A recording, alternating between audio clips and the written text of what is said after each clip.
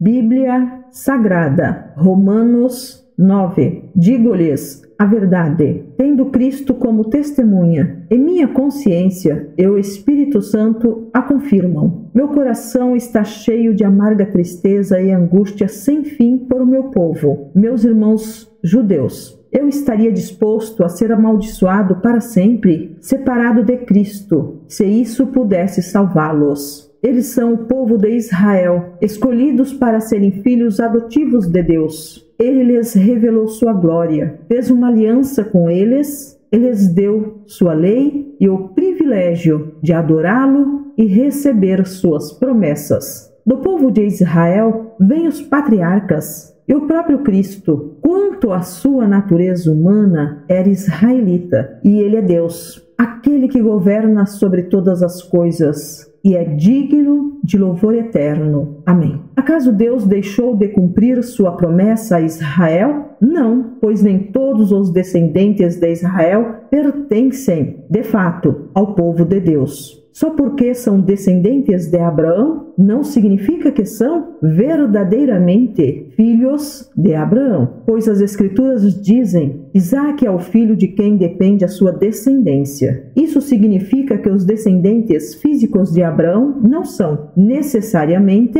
filhos de Deus. Apenas os filhos da promessa são considerados filhos de Abraão, pois Deus havia prometido: voltarei por esta época e Sara terá um filho. Esse fato não é único. Também Rebeca ficou grávida de nosso antepassado Isaque e deu à luz gêmeos antes deles nascerem. Porém, antes mesmo de terem feito qualquer coisa boa ou má, ela recebeu uma mensagem de Deus. Essa mensagem mostra que Deus escolhe as pessoas conforme os propósitos dele e as chama sem levar em conta as obras que praticam. Foi dito a Rebeca: seu filho mais velho servirá seu filho mais novo. Nas palavras das Escrituras, amei Jacó, mas rejeitei Esaú. Estamos dizendo, então, que Deus foi injusto? Claro que não, pois Deus disse a Moisés: terei misericórdia de quem eu quiser e mostrarei compaixão a quem eu quiser. Portanto, a misericórdia depende apenas de Deus e não de nosso desejo nem de nossos esforços. Pois as Escrituras afirmam que Deus disse ao faraó: eu o coloquei em posição de autoridade com o propósito de mostrar em você meu poder e propagar meu nome por toda a terra. Como podem ver, ele escolhe ter misericórdia de alguns e endurecer o coração de outros. Mas algum de vocês dirá: então por que Deus os culpa? Não estão apenas cumprindo a vontade dele? Ora, quem é você, mero ser humano, para discutir com Deus? Acaso o objeto criado pode dizer àquele que o criou: por que você me fez assim? O oleiro não tem o direito de usar o mesmo barro para fazer um vaso para uso especial e o outro para uso comum? Da mesma forma, Deus tem o direito de mostrar sua ira e seu poder, suportando com muita paciência aqueles que são objeto de sua ira, preparados para a destruição. Ele age desse modo para que as riquezas de sua glória brilhem com esplendor ainda maior sobre aqueles dos quais ele tem misericórdia, aqueles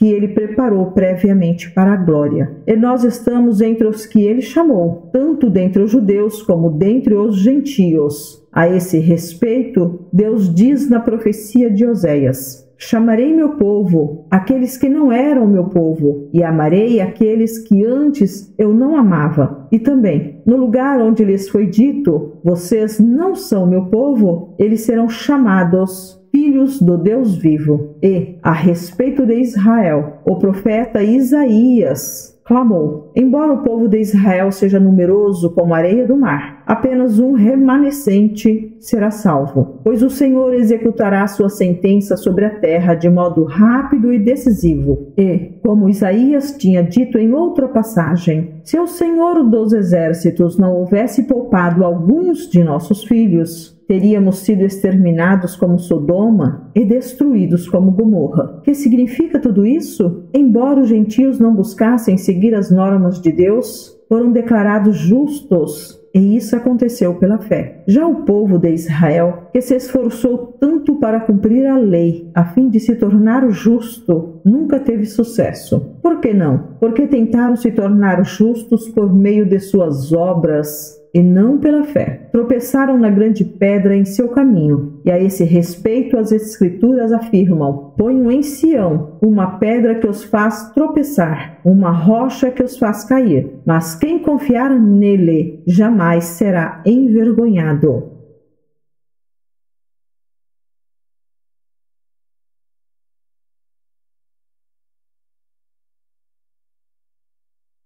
Bíblia Sagrada, Romanos, capítulo 10. Irmãos, o desejo de meu coração e minha oração a Deus é que o povo de Israel seja salvo. Sei da dedicação deles por Deus, mas é entusiasmo sem entendimento, pois, não entendendo a maneira como Deus declara as pessoas justas diante dele, apegam-se a seu próprio modo de se tornar justos, tentando seguir a lei, e recusam a maneira de Deus. Pois Cristo é o propósito para o qual a lei foi dada. Como resultado, todo que nele crê é declarado justo. Moisés escreve que o modo pelo qual a lei torna alguém justo exige a obediência a todos os seus mandamentos. Mas o modo pelo qual a fé torna alguém justo diz: não diga em seu coração: quem subirá ao céu para trazer Cristo para a terra? E não diga: quem descerá ao lugar dos mortos para trazer Cristo de volta à vida? Na verdade, diz: a mensagem está bem perto, está em seus lábios e em seu coração. E essa mensagem é a mesma que anunciamos a respeito da fé. Se você declarar com sua boca que Jesus é Senhor e crer em seu coração que Deus o ressuscitou dos mortos, será salvo, pois é crendo de coração que você é declarado justo, e é declarando com a boca que você é salvo. Como dizem as Escrituras: quem confiar nele jamais será envergonhado. Nesse sentido, não há diferença entre judeus e gentios, uma vez que ambos têm o mesmo Senhor, que abençoa generosamente todos que o invocam. Pois todo aquele que invocar o nome do Senhor será salvo. Mas como poderão invocá-lo se não crerem nele? E como crerão nele se jamais tiverem ouvido a seu respeito? E como ouvirão a seu respeito se ninguém lhes falar? E como alguém falará se não for enviado? Por isso as Escrituras dizem: como são belos os pés dos mensageiros que trazem boas novas. Nem todos, porém, aceitam as boas novas. Pois o profeta Isaías disse: Senhor, quem creu em nossa mensagem? Portanto, a fé vem pelo ouvir, isto é,